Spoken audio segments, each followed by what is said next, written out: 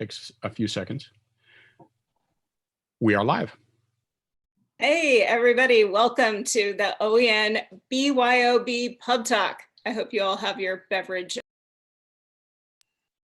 OEN is the only statewide sector agnostic entrepreneur support organization. We're really psyched to do these pub talks monthly, usually in Portland and on the west side.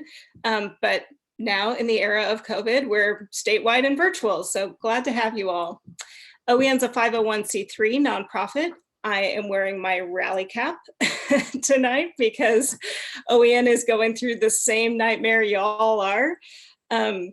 So we would totally appreciate, my thanks go out to all of you who bought your own tickets, bought tickets for friends, and shared the word just to build this community. So we're really happy to have you here. If you would like to make a donation to the nonprofit, you can do that at www.oen.org/donate. And I would like to really thank Steve Morris from OTBC for doing all of our tech and AV tonight. That is an enormous job and one that scares the crap out of me. So I'm really thrilled to have Steve here.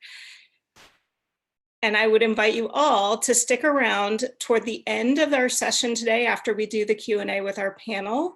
We're going to have live sort of breakout virtual reception networking time just to make it really feel like we're actually in a pub talk.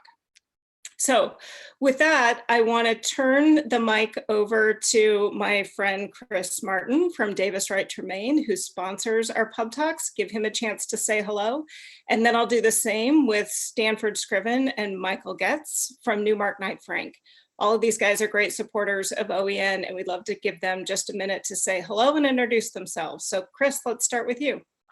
Hello, good evening. This is really a fun virtual meeting, the best one I've been to in 3 weeks because pub, food, and beer is involved. So Davis Wright Tremaine is very proud to sponsor OEN, the Pub Talks, the Angel Food Conference, educational sessions, and we love working with Amanda. She rocks. Especially during this, in the midst of this pandemic, where members need each other and need resources. It's particularly great to have this organization. We've already issued scores of practical advice and written advisories that our clients are telling us are the most practical ones they've seen. We have 15 webinars on everything related to COVID-19. So all you have to do is go to www.dwt, and then it's COVID-19, and everything is there in one place for you. So hopefully that can be some help for people. Employment laws, the financial support, loans, federal and state laws, the business benefits, pretty much everything you can think of. And I'm happy to answer any questions that might come up also. So we provide strategic support to clients to respond to emergencies like this, unfortunately, and to help you stay viable and hopefully emerge stronger. And now I'm going to put my beach hat on because I was supposed to fly to Fiji tomorrow for a 2-week scuba diving vacation that has been canceled. Woohoo! Thanks, Chris. Mm-hmm. Hey everybody, this is Stanford Scriven and Michael Getz is on the line as well. And I know that a lot of you guys, looks like we've hired some new employees.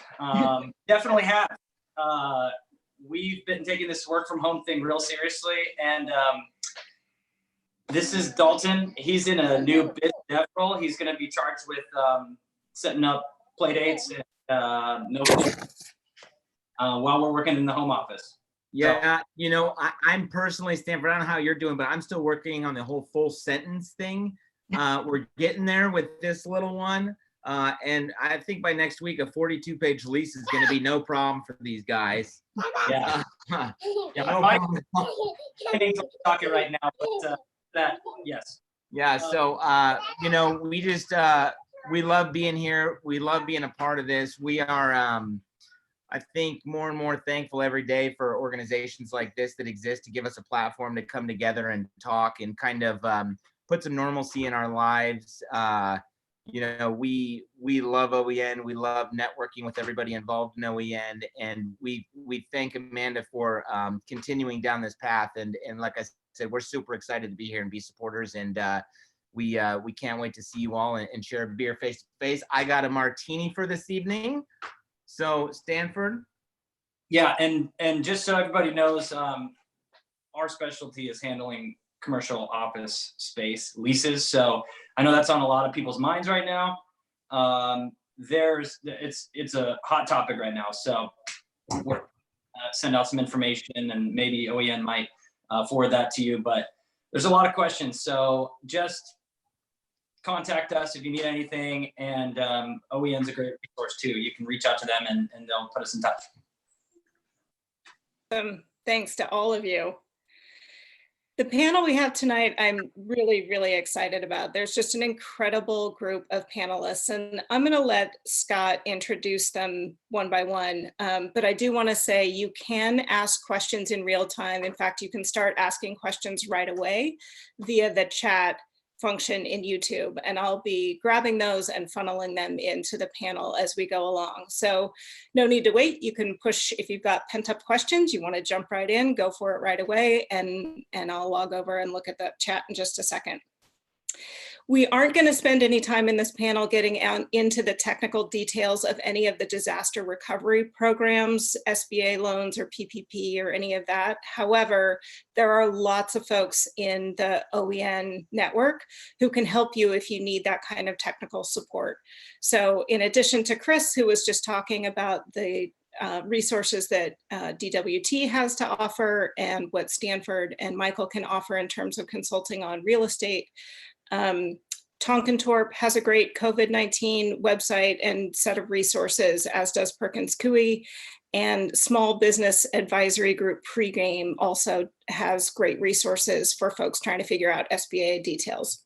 So let me know if you need contact information for any of those folks, and we'll help get you the support you need. All right, and with that, I want to turn the mic over to Scott Sandler, who is a former CEO of Novus Software. He had a successful exit in 2008, probably just in the nick of time, and then joined Oregon Angel Fund, then Oregon Angel Fund, and eventually joined the team at what is now Oregon Venture Fund. So I'm thrilled and grateful to have Scott be moderating the panel tonight, and I will turn the mic over to him.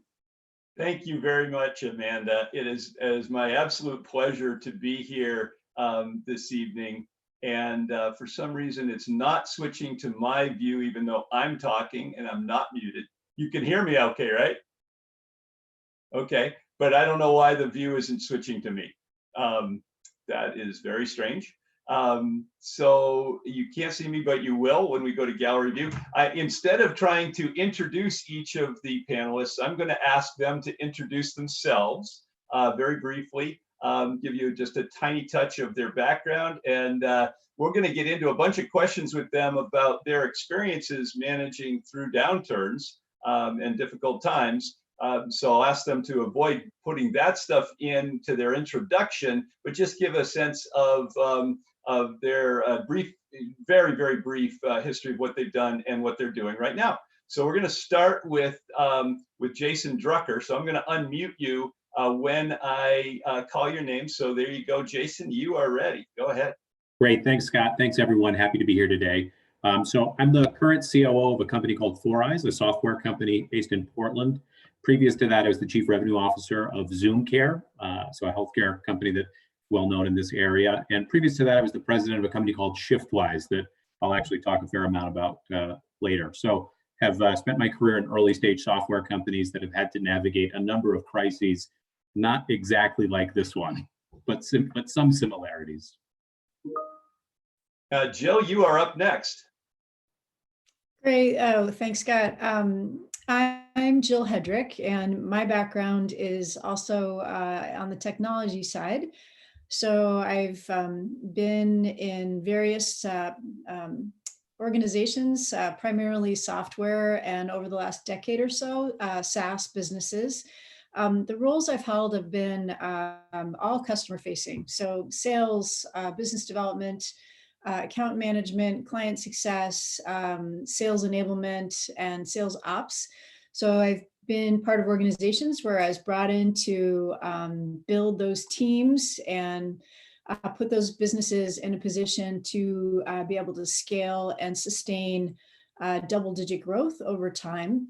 The last year or so has been kind of an interesting one from my perspective. So this doesn't happen too often, but 2019 led to 2 different exits for me. One with, and both in ed tech, interesting. So kind of an interesting space, especially right now. So I can speak to the audience a bit about, the early stage environments and challenges there, as well as, what it looks like in the more mid-sized and larger organizations. So looking forward to it. Muted myself. So Jill, Karen, I'm going to unmute you next. So please go ahead. Terrific. Thanks, Scott. I'm Karen Barsa. I've had C-suite and board roles for perhaps 35 years now with companies that are very small in size and range up to perhaps 2 billion in sales. So most of my work has been with consumer products companies, and some of these companies have brands that you might know, like Patagonia, Smith & Hawken, Koyuchi, UGG, Bauer Hockey, names like those. So I've also served on a number of private company boards, not-for-profit boards, and the boards of 2 New York Stock Exchange traded companies. Now, while my background is in finance, I've come to believe that really business success and certainly business leadership success depends upon the team and upon brand building. So you might call me a humanistic brand builder. At any rate, I've recently moved to Portland from Park City, Utah. I love it here. I'm delighted to be getting to know the business community a little bit better. So I'd encourage anyone who is watching this to reach out to me via LinkedIn. I'd love to hear from you. So thanks so much.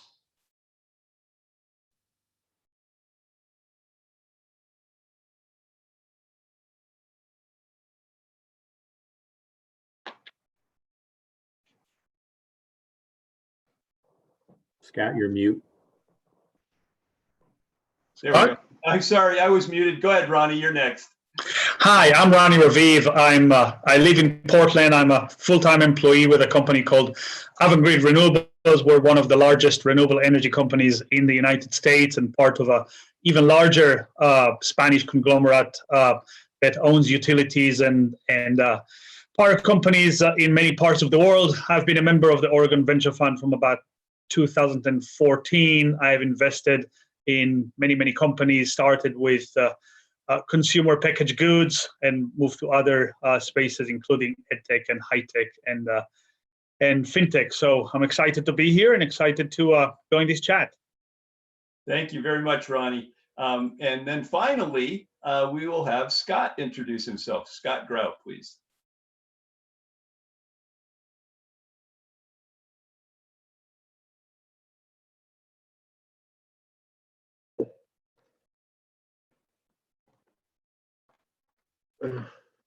Sorry. Oh, sorry, I was just out for a beer run. It's hard to find Corona, particularly Corona Light. So I'm really happy to be here. I feel safe and secure. Always have to protect yourself. So I am a high-tech CEO. I've been a CEO for about 25 years now. I did a venture-backed startup down in Dallas, Texas, which was a wild ride at the time of the dot-com bust. And then I ran a public company, Radisys, out in Hillsboro for about a decade, and just recently completed as CEO of a venture-backed startup here in Portland that got sold to Citrix. So I've been through a number of these cycles before as a CEO and board member, and look forward to answering any questions you have. Thanks. Thank you, Scott. So at this point, I am going to shift this to gallery view. And that means you'll be able to see all of us panelists. I think, let's see, Amanda, I'm going to take you off. So we're just focusing on the panel. So you should see 5 panelists plus me, the moderator. And so what we're going to do, I'm going to unmute everybody as well. So please try to be a little quiet while others are talking. Otherwise, it kind of tends to stomp on things. But we should all be on screen now, and I'll try to stay where I don't blank out with my background. Welcome everybody. I'm delighted to convene this panel and to dive into this conversation about managing through tough times. I myself have done it. As Amanda mentioned, my exit came in 2008. I'd started that job in 2000, and in 2001, everything went really, really sideways with the dot-com bust. I won't get into my stories. I'm going to let the panelists focus on theirs. But what I'd like to do is start by asking each of them to relate a war story, something that happened along the way that was difficult and perhaps a little entertaining now that you look back on it, and might be interesting for people to hear, and something that was educational, something that you learned from or that others learned from at your expense. Meanwhile, while you're doing that, I am going to, in the spirit of pub talk, get myself a beer and open this lovely Rogue Out of Line IPA. So I'm gonna go in the same order for this that we did for the intros, just to keep things simple and memorable. So Jason, if you don't mind starting us off, that would be great. Sure. I don't know how entertaining the story is, but I think probably the most relevant of experience that I've had, going through these types of things, whether it was kind of the dot-com that Scott mentioned, 9/11, and then ultimately the Great Recession, feels the most relevant to the moves we're making to adjust to today. I was in healthcare software. So at the time, we still believed healthcare was impervious to recession. It was the recession-proof part of the economy, which very much proved not to be the case, but it did lag the decline that the rest of the economy felt. So it gave us a false sense of security and then compressed our revenue drop into a period of about 90 days. So we lost 40% of our revenue in about 90 days. And we were a $6-7 million ARR software company that had just barely broken even. So having to navigate expense reduction and find new sources of revenue to essentially bounce along break even, and didn't have really options for additional funding. So had to bootstrap ourselves through that. Feels familiar to what a lot of us are probably experiencing right now.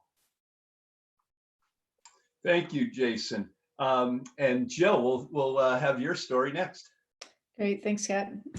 Yeah, when Amanda and I were talking, and her, she's asking me, to sort of describe some experiences I might have had that came, and were a part of a down cycle. I was like, which one should I choose? It probably speaks to the unfortunate fact that I've been around long enough to have gone through a number of these. But the one that stood out to me, and I think that is more applicable to today, because it's something that folks can take action on, is an experience that dates back to the dot-com boom and then the dot-com bust. So at that time, the opportunities to raise capital, you would raise your early rounds through, venture funding. But then if you wanted to continue to fuel your growth, you really didn't have as many options as you do today. And the regulatory environment has certainly changed since 2000. But at that time, most companies had an objective of going public as a way to raise capital. And, those, typically companies were, on going public on NASDAQ. So, these OTC environment. And when the dot-com boom was happening, the valuations of a lot of businesses that were pretty short on fundamentals were pretty astronomical. The measures were, how many eyeballs did you have on your website, and how sticky were you? And it just didn't have a lot to do with, truly what kind of revenue was being generated. It was all about what potential revenue you might have. So the company I was working for at the time was acquired by one of these companies that had just gone public and had a lot of cash. And it's a company, the company I was working for is Extensis. So they're based here in Portland. They've been around for a long time.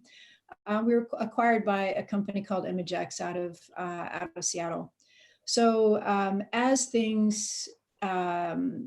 bubble burst, Extensis effectively became the cash cow for the parent company. And that meant that The business was continuing to generate a lot of revenue and was already pretty lean, but the directive was to shed about 30% of the workforce and to come up with even more of a cash flow for the parent. So, like any circumstance where you're having to let go of good talent, it's really traumatic, and especially traumatic for the people who are still part of the team. You have kind of a survivor mentality, and that can take a turn in the wrong direction, and you can create your own demise if you can't figure out how to get your team to kind of pull together. So Extensis had a really solid leadership team, great executive team, really good CEO, a guy named Craig Cudell was running the business. But one of the ways Extensis weathered the storm was to really initiate an exercise of bringing everyone together. And the mandate was figure out how to continue to grow the top line and figure out how to cut costs enough to keep the margins where they needed to be healthy. So to do that, the entire organization that remained came together, and we were put in different groups. And each team was tasked with, coming up with their best thinking on how to grow the business or how to save money. And these were not really amazing ideas. It was simple stuff. It was like, hey, no more free soda. We're going to charge a quarter to get a soda now. And it also meant that the participation happened from everyone. This was not a top-down initiative. This was across the organization. It was very much creating a sense of the fact that we're all in it together and that everybody's ideas counted. We came back together at the end of that day and selected 6 or 7 initiatives that we were going to double down on. And then we measured those weekly, monthly. There's a company meeting, we talk about the initiative and what the results were from that. And in spite of the fact that it was a really, really tough market, it was tough to be successful selling, the folks you're talking to were having their own struggles. It did create a sense of we were still a going concern. We still had a lot of potential. There was plenty of opportunity. We just had to think about it differently. So I wanted to share that because that's something that anyone can do. It doesn't matter how large you are. It doesn't matter how small you are. It's this idea that there's a lot more power in having those activities happen all together, not top down. Everybody bought in. So yeah, I share that with the hope that it can be a valuable experience that others can look at doing within their own organizations. Thank you, Jill. Very practical. Karen, how about what's your story? Oh boy, I can come up with many, but first, can I just develop a little perspective here?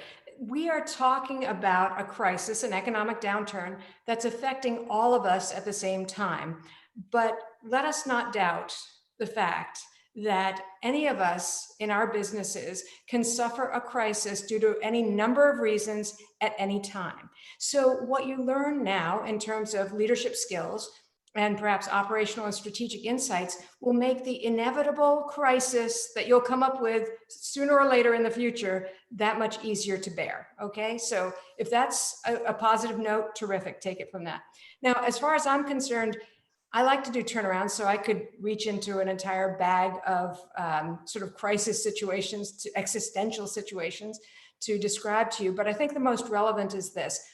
I joined a very small company as CEO in 2008. At that time, the economy was taking a very significant downturn, and it was clear that an investor group had bought this company and paid far too much for it right before the downturn. Now, you might know that valuation, just generally speaking, has 2 components: the sort of performance metric or the performance measurement of the company, and a multiple that gets applied to that. Well, multiples during the Great Recession had dropped to virtually nothing. So the only way to try to get a return to these investors was to increase the performance of the company. So I would say that I'm very proud of the fact that even though this company makes sheets and towels. Now, think about this. In 2008, the Great Recession, everybody was losing their homes, unemployment was skyrocketing. The last thing you wanted to buy was an expensive set of sheets or towels. And I will tell you this, in all honesty, selling a white sheet in the best of times is not easy. So this company had a lot of things, a lot of headwinds against it. And being as small as it was, we were very shortly in default of our primary credit agreement. The future looked bleak, but we were able eventually to grow this company over a 3-year period at a 47% CAGR, or compound annual growth rate. Throughout the Great Recession, we completely rebranded, raised the price of our products by about 4 times, close to 4 times, and really made a great success out of the organization in a recessionary or economic downturn period where demand had almost evaporated for the product segment that we were in. Now, the way to do this, quite frankly, is perhaps echoing what Jason and Jill have already said, get your team involved, get humans involved, and not just your team, but your vendors, your bankers, every other human that is associated with your organization in any way, shape, or possible, including your family members, and ask them for advice. What things can you do differently? Where is the white space in your industry and therefore your opportunity? Can you pivot to that, et cetera, et cetera? And I can almost guarantee that the quality of the solutions that a team or multiple heads comes up with is greater than the quality of the solution that you could come up with alone. So this is not the time to put your head in the sand and say, well, you know, I've got to think about this day and night, and I'm the only person who can pull this company out. Perhaps, but you can get your advice and your inspiration from others as well. So that is just, in a nutshell, a very short story of how you can actually make good in a recession or a downturn as well. Terrific, Karen. Thank you. We might come back to this story a little later. Ronnie, how about you? What do you want to add here? So, you know, I was thinking about this, and there's a lot that I can talk about, given that I as you know, as a young person after high school, I spent at least 3 years in the Israeli Defense Force in the military. And growing up in Israel, we've been through wars, not just, you know, war stories, but through real wars.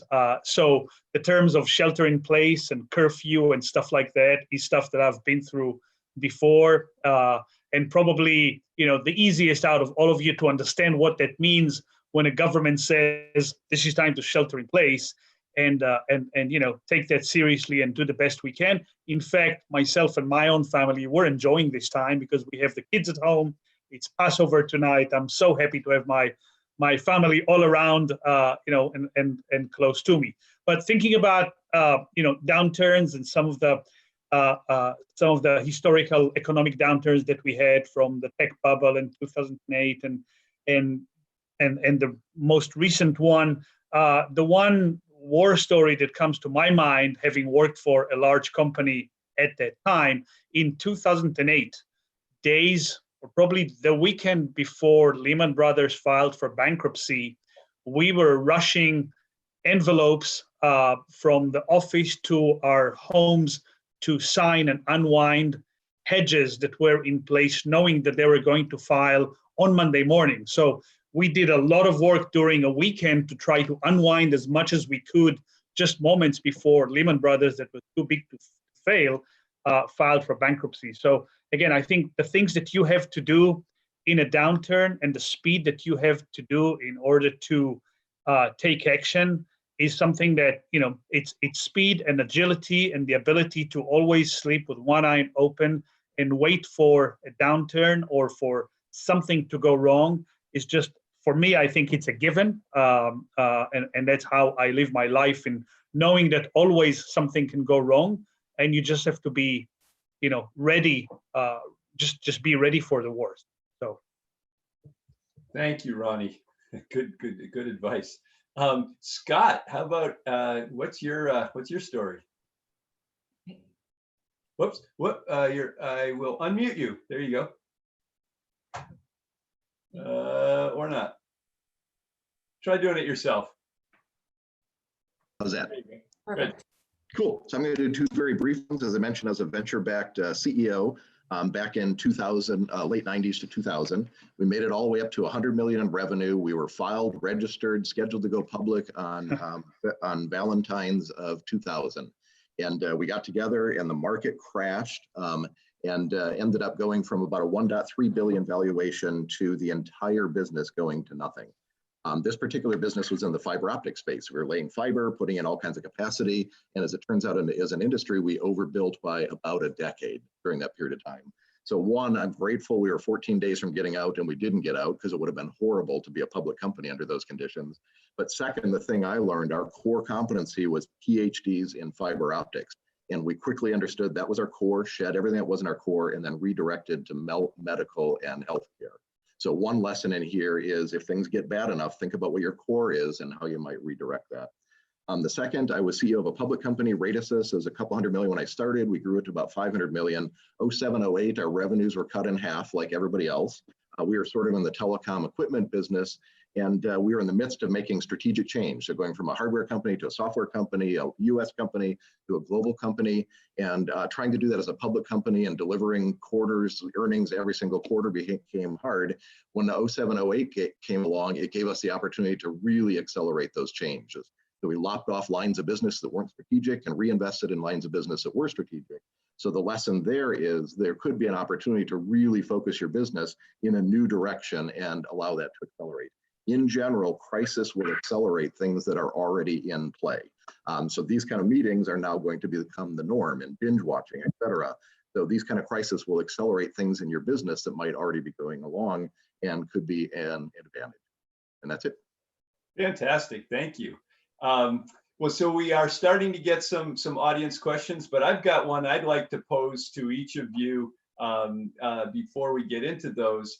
And that is, what do you think is the role of the CEO in a crisis, and how does that change? Does it change, and what is the primary best purpose for the CEO in the crisis? So I'll change it up a little bit and ask Karen to go first. Scott, absolutely, without a doubt, the role of the CEO is and always is, through crisis and good times, bringing out the best in the talent that he or she, or Z or Zim or they, has. So the bottom line is, identifying, attracting, retaining, and developing talent. That is everything that a CEO does. Awesome. Ronnie, what do you think? What's the role? I would agree with that, and I would say, a CEO that leads by example will be the first one to jump and act and react. So if it's thinking about companies that in a down cycle, suddenly the most important thing is to preserve cash and cut spend and reduce salaries, and those that know how to be the first one out the door and lead by example and cut their own pay and cut hiring, cut R&D, and do whatever it is to extend runway and to extend the oxygen line, will come out stronger and better, and will be able to come out of it and emerge in a much better way, and will be seen by their employees as a much more with a lot more respect because they were quick to react, rather than those that says, no, it's going to be fine, it's going to be okay, let's wiggle it and see where it goes, and then you end up with at a dead end. Scott, what your thoughts on CEO? So agree with all those inputs. A couple others. So the role of the CEO always, and in particular during this period of time, is to try and get as many of the stakeholders pointed in the same direction with the same plan as possible. So that's employees, shareholders, customers, investors, et cetera. Now you have to turn your whole plan upside down in a matter of a week. Critical role is listening to all those inputs. Definitely take them in. At the end of the day, a plan has to be formulated and then communicated, to make sure everybody understands where we're going, why we're going there, how good it's going to feel when we arrive there. The critical role of the CEO during this period of time is to be that point of establishing the plan and articulating the plan frequently. The other thing I would say is people watch you more than you know, and in public, try and be conscious of that. Share your ghosts with your friends, your mentors, your peers, but try and keep a very solid face for the team because they watch you for keeps. Yeah, thank you. That was one of my biggest learnings as the CEO. You know, you're just larger than life. Everything you do is magnified, and people are watching, and they're watching 10x. Yep. Be confident and calm if you can. Yeah, lose it at home. Exactly. Or with your mentors. You should have mentors. Yeah, you should have something like that. Jill, your thoughts on the role of the CEO? Or leadership in general? Yeah, I agree with what everyone has just said, and what Scott just said is the thing that stands out most to me. It is the need to over communicate. You know, when you're in a leadership position, you know more than many other people within your organization, and so you have time. Usually you're ahead of the curve in thinking about all the things that are happening, the pivots you need to make, the way you need to reframe your business, all the moves that you're going to need to make. And your teams can't necessarily keep up with you. So you're always going to be a couple steps ahead. So it's really important to communicate repeatedly the decisions that you've made, how you're measuring your success now. It's not business as usual. So what are the changes? How does that affect everyone's day-to-day work? What are the things they should focus on now versus what they may have been focused on a month ago before things went sideways?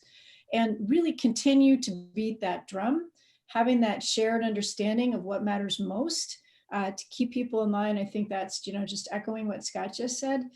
And the other really, really important part of this is that I think it's easy for some of us to kind of get in our own heads. You're not necessarily, you're thinking about all the things that you have to do to, keep the business in a healthy place. And one of the consequences of that is that you can forget the human element of it, of what everyone is experiencing. And so there's I'd say it's an imperative to think about the work of the CEO or any leader. It is to come at it from a very human-centered place. Like, really think hard about what everyone on your team is going through. How that means that they might show up differently. Like there's our normal behavior, and then there's stress behavior. So how do you manage that to minimize the stress, to keep people focused and keep them pulling together, and really remember that part of making sure you're asking the question, like, how are you doing? Like, not how's the business doing, not how are sales doing, not, how are you doing? Like that's the leadership that's needed right now. People need that. They need that. They need to be heard, seen. Thanks for that reminder. Yeah, you don't go out and hire an engineer actually, or a salesperson. You hire a person who fills that role, and that's something to really keep in mind. And they come with all the baggage of people. Like Jason, your thoughts? Yeah, I would say actually just echoing Jill, especially now. I mean, this is such a unique time because people's personal security, safety, health is at risk. And so they're getting all these inputs of fear, and you're trying to, and you're trying to, Sorry. We don't get to do that at the Lucky Lab. That's great. So yeah, that's amazing. I think all the leadership team needs to try to compress time and space. So your rituals are often like weekly, monthly, your goals are monthly and quarterly, and we have to focus the teams on very incremental wins. It's important to kind of rebuild from the ground up. And so, check-ins are now daily, sometimes multiple times per day. Success are the increments, not necessarily the outcomes. We love to be outcome-based managers, but we have to kind of celebrate the moments. I also think that, as you can tell from this panel, there are a number of very articulate people, and there's a tendency for CEOs and C-suite to give great speeches that are motivating and predict the future. But we actually can't predict the future. And so it's a potentially credibility robbing moment. It's better that we have a framework for reacting to the inputs and making changes in real time that's transparent to our teams, that builds credibility for us as leaders, and it actually inspires them to focus on the short term. Especially in this case, we don't really know when we're going to come out of this. So we have to be flexible as we get new data kind of day to day. Last thing is saying no. So I think there was a comment about kind of focus. And I think you can freelance a little bit in good times, but in bad times, you really have to decide. I think it was Scott that talked about find your value. And so it can be hard in good times to say no. It's very easy to say no now, and that can get the organization pointed in a focused direction. Thank you very much. Those are some fantastic thoughts. I think we could focus on that exercise, the role of the CEO, all night.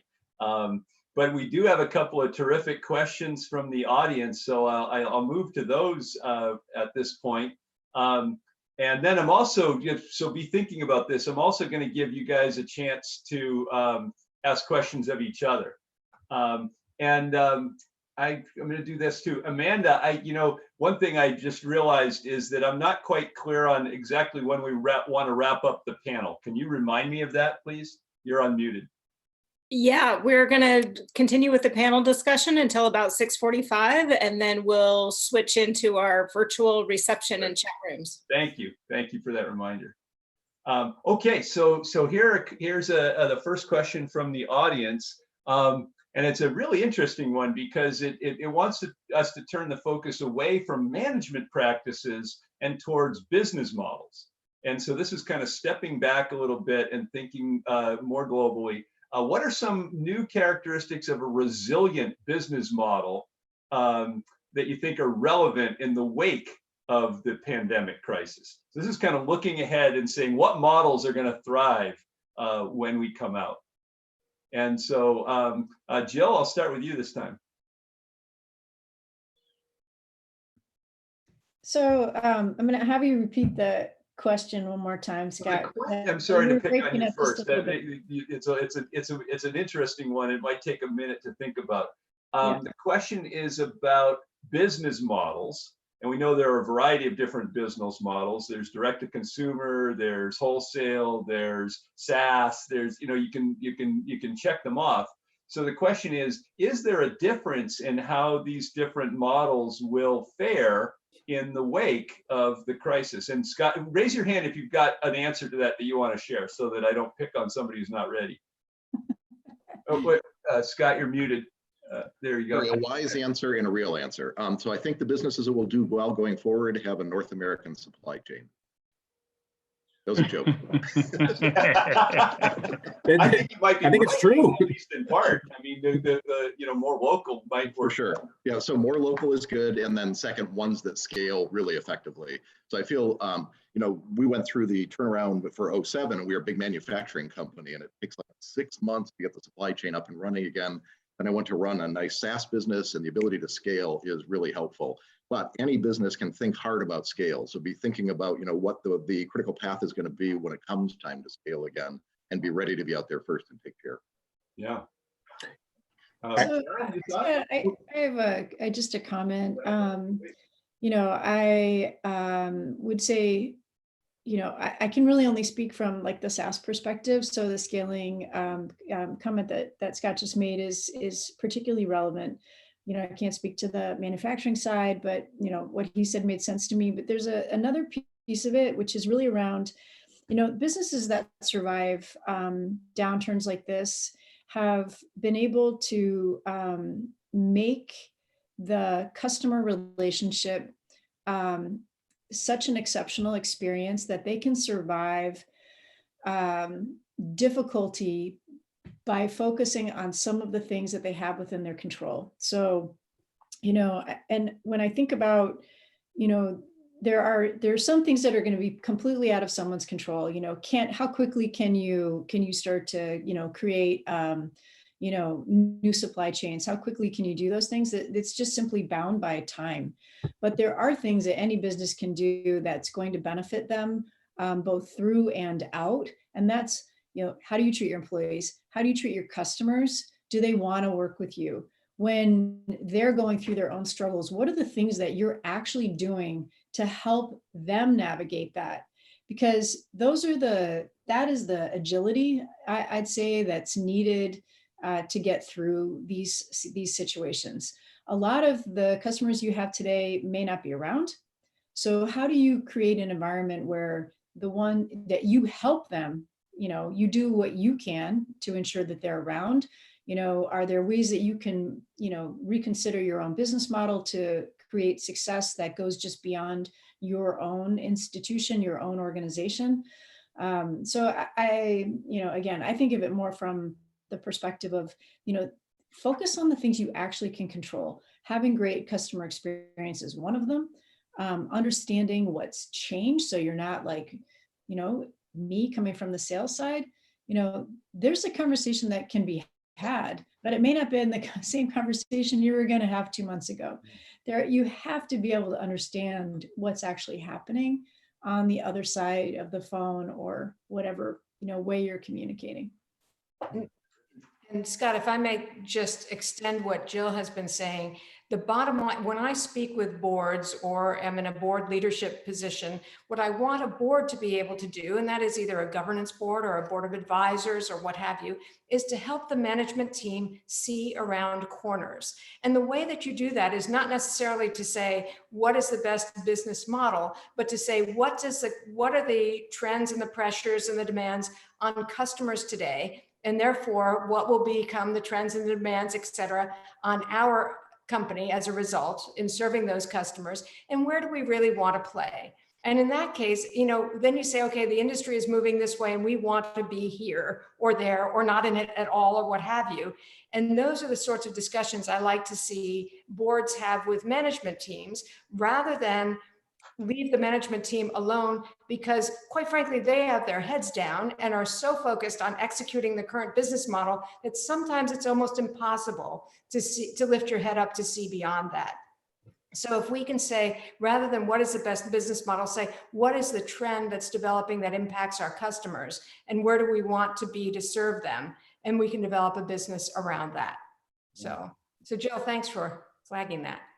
Yeah, I would just add one thing to what everybody said, which is I think SaaS really kind of pioneered the value-based pricing model. I think now it's applicable to different business models, but in this time, as people are trying to collapse their expenses down, the people that are getting kind of cut out of customers are the ones who have a more abstract value proposition. So it's often important to focus some of your roadmap or product energy into making sure that you're telling your story in an obvious way, and the value perceived is equal to the kind of the value created, so that you aren't on the cut side. Speaking more of a software opportunity, it's not business model centric, but it's more of how you approach your customer interactions. Marketing, customer experience, it's everything, regardless of the business model. And some business models you might assume would scale easier than others, but there are advantages and disadvantages to every one. So choose one and make the best of it. There is no one best, you know what I mean? So. Ronnie, you have thoughts on the business model question?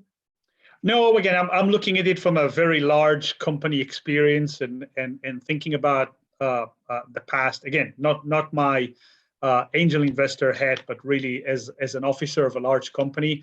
When we went through cycles like this, I mean, you'd see large companies accumulating cash, from time to time, and you think to yourself, why the hell are we doing it? Well, because someone senses that something is going to go bad. Interest rates are going the wrong direction, or an inversion of the curves, or a problem in Europe, or a problem in the Far East, or something, and you basically slow down investment and you start accumulating cash to strengthen the balance sheet and wait. And when you you don't have to be a company that is a small company that just raised a round and now needs to live for 18 months. You can be a very huge multi-billion-dollar corporation that needs to slow down everything or stop everything. And it's really difficult to stop big companies or change the direction of a moving ship. I mean, it's really not easy to do. So when you see those trends happening in large corporations and the order comes from above, usually the control department or the treasury, that says,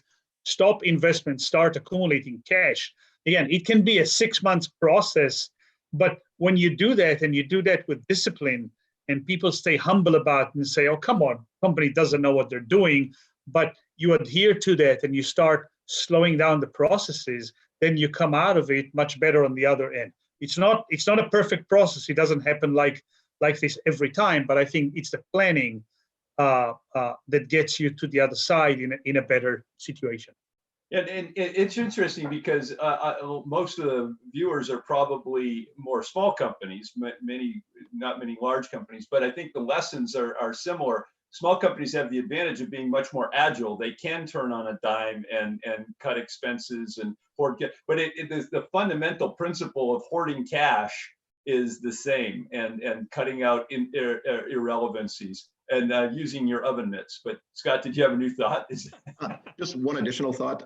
Use this, like my experience at Radisys, use this as an opportunity to trim your product portfolio. If you have to cut and cut deep, it's better to pick your winners, put your efforts and energy behind that, and get rid of lines of business that may not perform going forward. Absolutely. One really interesting thought about this whole thing is that somebody alluded to this earlier, it actually provides air cover for changes that you might have been thinking about, but you thought you might get, negative feedback or make some customers angry. Shareholder lawsuits. You want right now is going to be lost in the big picture, and it's going to be understood as a reaction to and things that are necessary.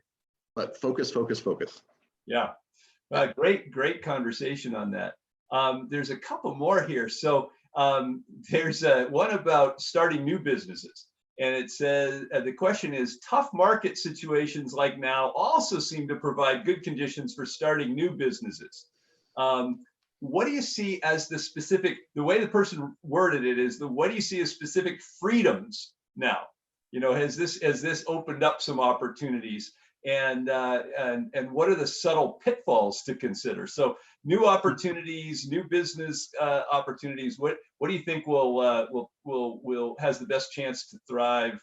It's kind of a similar question, but if you're going to start something, what would you start? Well, I would say I would start in the areas that have been most disrupted. So I think the question is, who's been least resilient to what we just went through? And those large companies that are slow to be able to adjust are ripe for disruption. So I look at how we get our food, how we're eating at restaurants. All of that has an opportunity to be fundamentally different in the future than they are today. And there's countless industries that are in that boat. Yeah.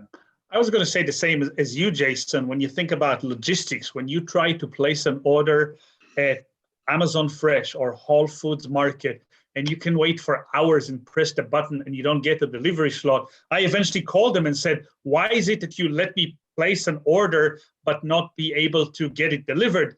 And I said, sir, we're trying to hire 100,000 people because of the demand. There's not enough people to load trucks, to drive them, or to unpack, the trucks that come into the logistical center. So definitely we see now issues with delivery, that everybody's home, everybody's trying to buy flour and yeast and make their own bread and get stuff in, coming through the door so that we don't go outside. But all these businesses are now revealing their logistical problems behind the scene, that clearly those that can see that and be able to focus on those holes will be able to strive. And I think in addition, this change is not just weeks or months, as I saw in one of the questions. This is going to change how we do things forever.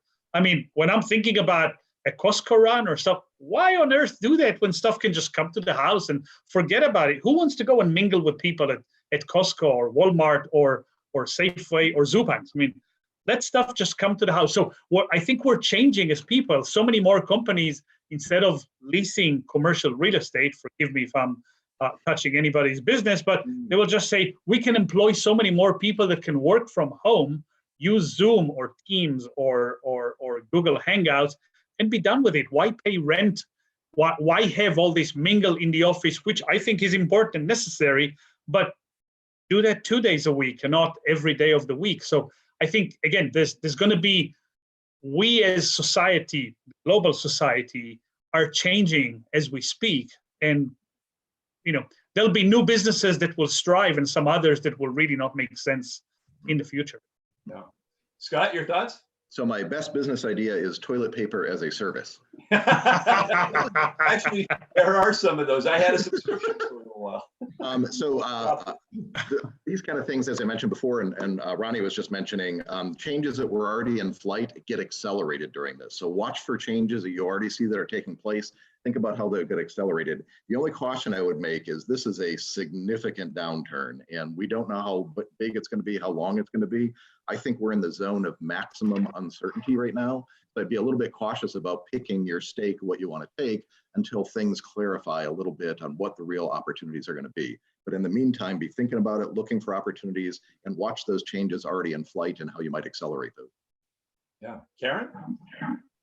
My feeling is, quite honestly, I don't know, I don't believe that this downturn will be very protracted. I think once we start to enable the economy to get back up and running, it's going to be a few months, it won't be a few years, let's put it that way.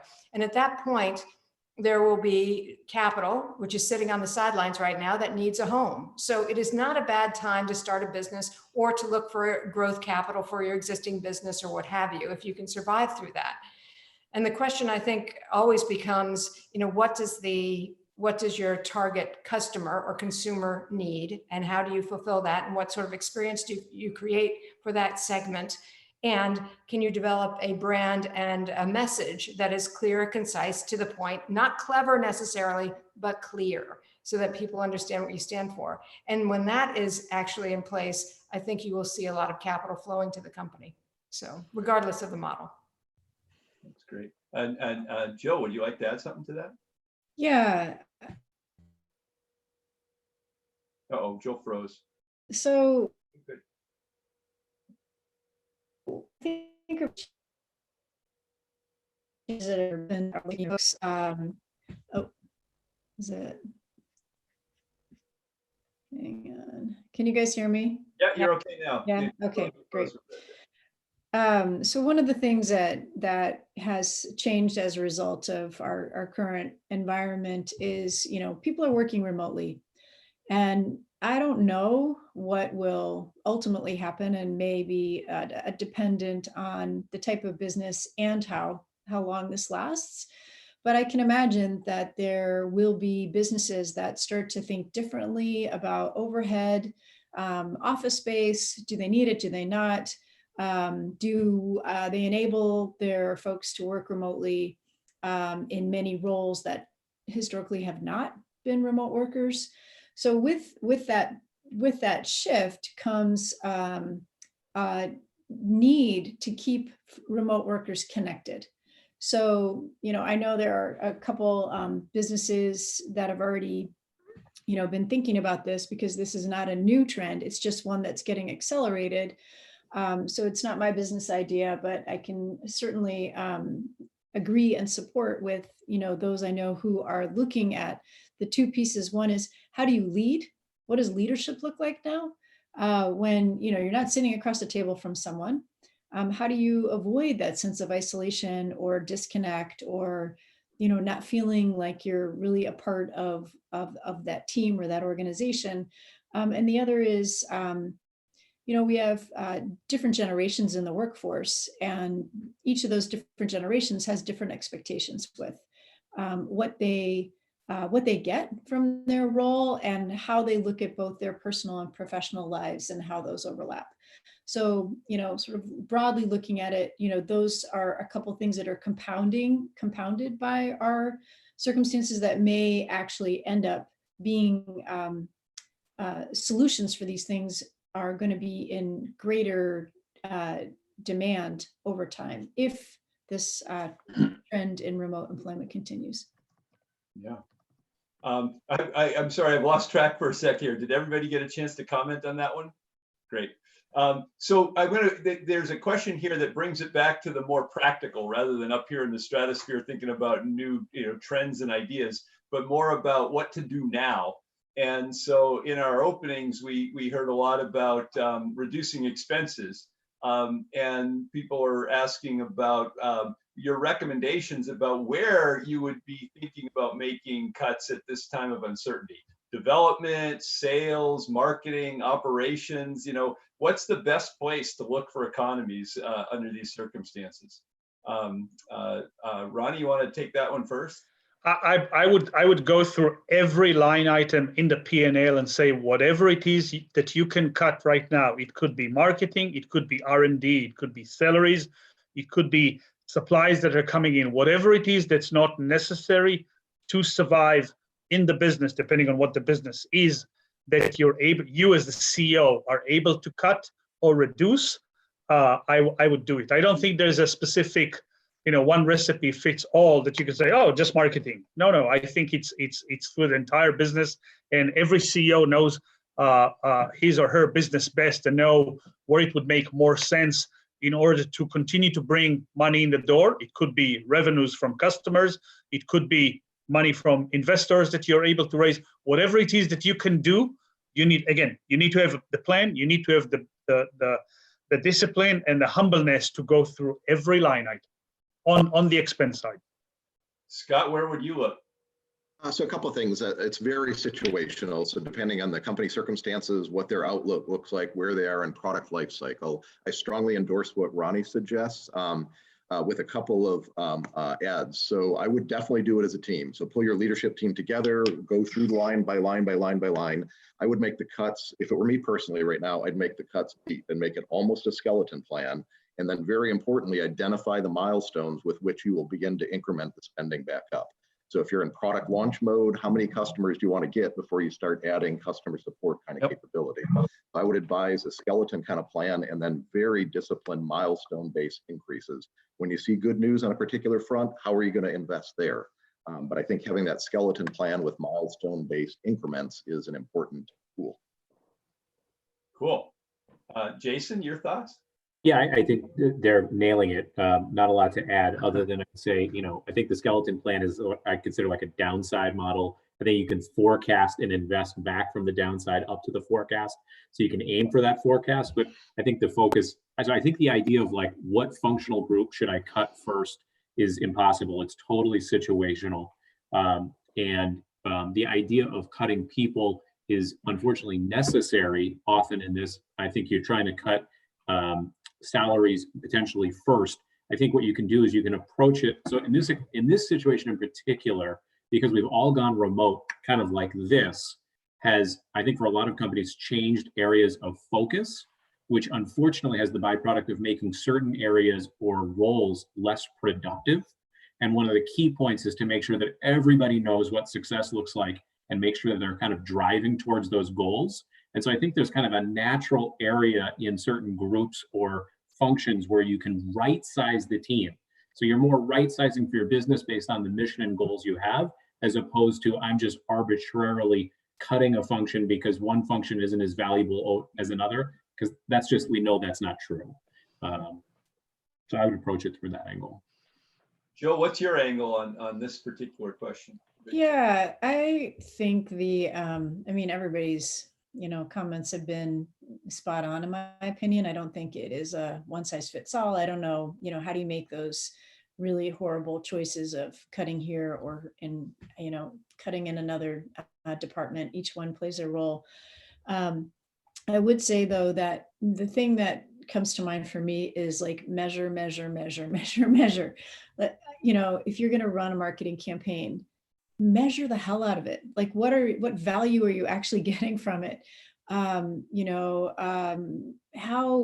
Look at your, demand generation to opportunities, right? Like really understand what are the specific things that actually have an impact to your business and get rid of everything else. Like you can bring it back in. If you were testing stuff, don't test it. Like look at the things that are actually measurably having an effect. And I think you can start to look at that same sort of mentality across your other, the other functional areas. Obviously on, my background, I'm always going to be looking at sales and marketing and, how does that affect, your top line?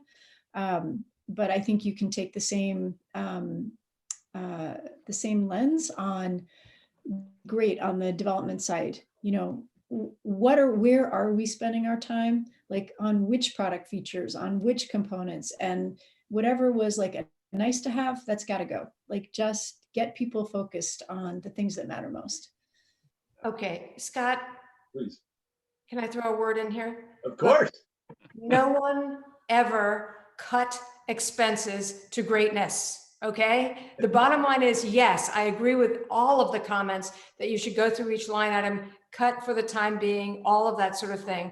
But let's actually, during this time, evaluate, as has been described before, our business model and where we want to go, and then start to make those investments. Because the worst thing I think one can do in a crisis is to become so quiet that you become irrelevant. You have to stay in front of your customers in whatever way you think is appropriate. You know, it doesn't have to be the way you used to, but don't just go radio silent, because when the time comes and demand gets turned back on, you want people to think about your company as their first choice. So that's my only admonition there.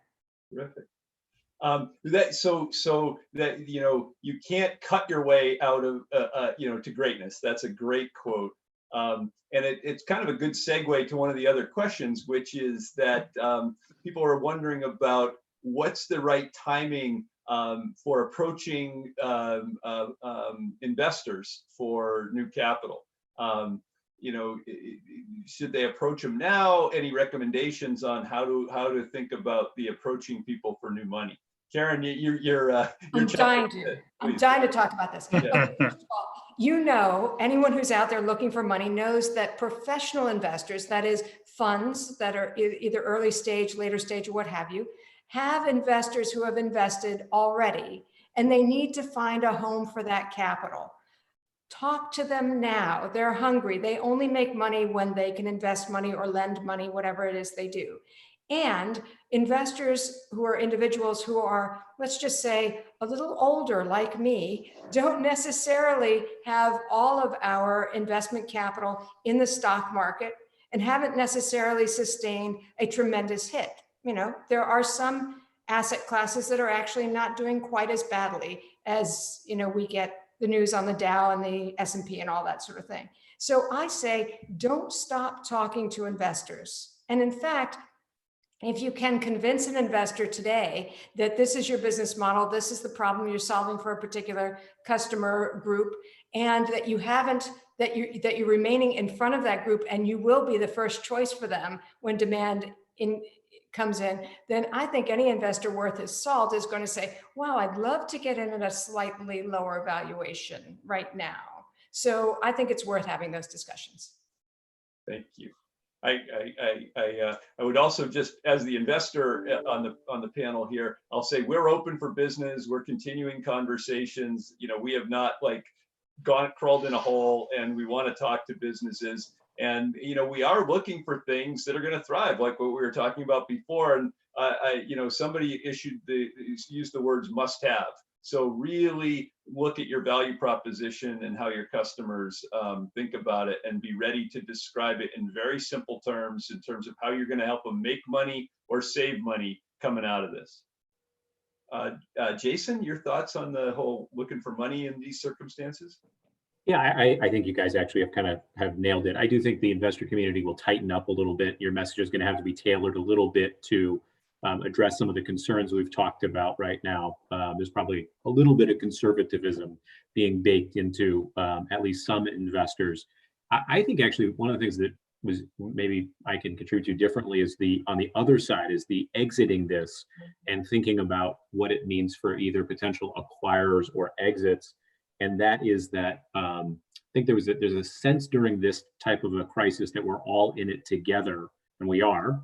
But there's this idea that somehow the results of this year will be like discounted or kind of like washed away when you're trying to show your trajectory of kind of multiple years of exit. And that is unfortunately false. And so it's amazing how short-term memory acquirers have once you know, they'll leave 2020 kind of behind. And so I think that a lot of our focus, whether you need to capitalize the company differently or not, needs to be how are you going to spring out of this because the requirement for growth coming at the end of 2020, hopefully 2021, will become really apparent, either if you're going for like your Series B, C, whatever, or actually trying to exit the company. So I say that with all humility, because when we were trying to exit ShiftWise, I was like, oh, we don't have to worry about that year. Everybody had a terrible year. That was not true. Ronnie, Jill, Scott, want to add to that? Looking for Mike. Scott, go ahead. Oh, so I would just add two quick things. One of the lessons I learned as CEO for a long time is when somebody's passing a plate of cookies around, take a cookie. Absolutely. So that's as it pertains to capital. So if you have a round in flight, if you're not too happy with the terms, make sure you get the capital in the bank. And then the second is, to Karen's point, don't go silent with customers. Also, don't go silent with investors, because that's going to be your best source of new capital, is those that know you, have followed you, have supported you. Make sure you help them understand, how you're managing through this, what upside you see on the back end, because they're going to have limited capital to deploy to current portfolio companies, which will be their focus, and you want to be in a good position to get that. Yeah. Jill, Ronnie? Yeah, I think, Scott, I was just thinking of the meeting earlier this week with OVF, and, there's a sort of this idea that, you talked about it, right? We're open for business. I mean, good ideas don't stop because we have a pandemic, right? There are great ideas out there, and we want to create the same sort of conduit to capital as you always have. One of the things that struck me, though, during that conversation was, the folks who are kind of looking at the reality and not and having that reality reflected in the way they're thinking about their businesses, right? So I guess, if folks are thinking about, is this the right time for me to go out and raise money? If you've got a great idea and you're solving a real problem, that shouldn't prevent you from moving your planning forward. But there's, I think, part of that conversation might be your growth plan might look a little different, right? And so, walking in the door with like the same growth plan that you had 3 months ago is not, it's not going to show you, you won't be presented as the savvy person, that folks probably are. So I say that because I think it's perfectly acceptable to be able to say, look, this is what we see the impact to be. This is what we see the recovery to look like for our business. So I'm paraphrasing what you said, Scott, but I think it's an important message to the audience here. So believe it or not, we are 2 minutes away from 6:45. So unfortunately, there are a couple of other great questions that I really thought I would love to get to, but we'll have to leave them aside. Maybe the people that ask these questions will be in the breakout sessions, so they might ask you on that side, meeting. Some really great ones. But what I'd like to finish with, we've had a lot of opportunity to put ideas out there and recommendations. But to finish up, I'd want to just go around and get you to leave us with your one most important thought about the situation and what to do now. What is I wrote this down. I want to try to, your one quick thought that you'd like to leave people with about the situation and what to do. Scott, you want to go first? Take care of yourself. Take care of yourself. You're going to go through a very difficult period of time, but you have what it takes to get it done. And you need to maintain your stamina. I've gone through situations where I went into pretty deep anxiety as CEO. And to the extent I could walk myself out of that, get back to balance again, I was a much more effective leader. So pay attention to yourself. You'll get through it. Absolutely. And set a good model. Fabulous. Jason? Yeah, I think most of us will be working on the Corona 15 that we're adding right now. So kind of similar to Scott, I'm going to work to try to unwind that. No, I think it's the same thing. I think it's take care of yourself and your people.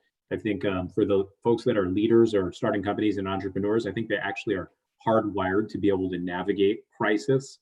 They may not know it yet because they haven't been through it, but the skills that allow them to take that kind of risk kind of puts them in a better position than a lot of other folks.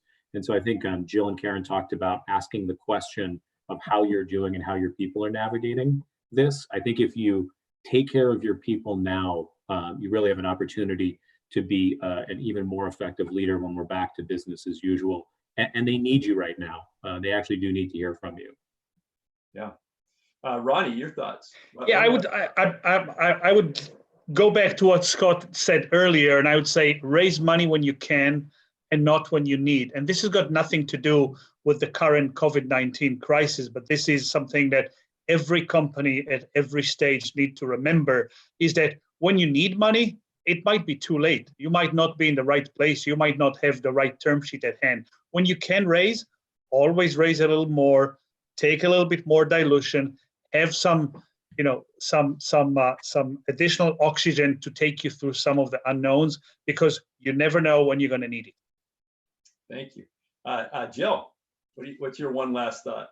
Well, I think that this, our circumstances require every entrepreneur, anyone leading a team, to have a different kind of commitment to developing their skills as leaders. We don't have the luxury anymore of, letting, just kind of hoping that things are going to keep going okay. If you do, you're like almost best.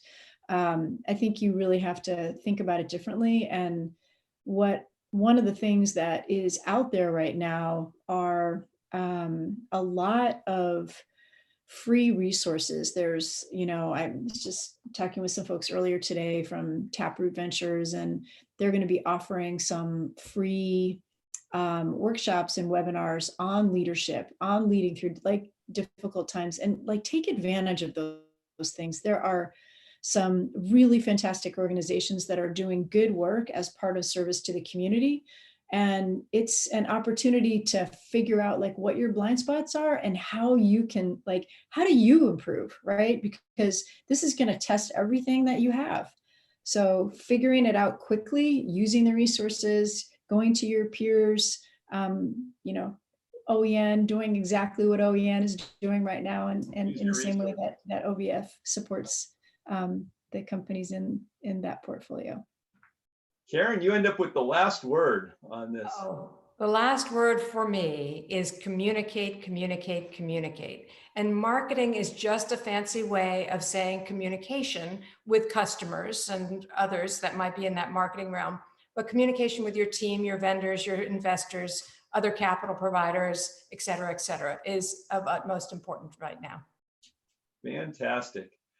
Well, thank you all very much. This is a terrific conversation. I hope the audience got as much out of it as I did. It's been a real delight being with you here.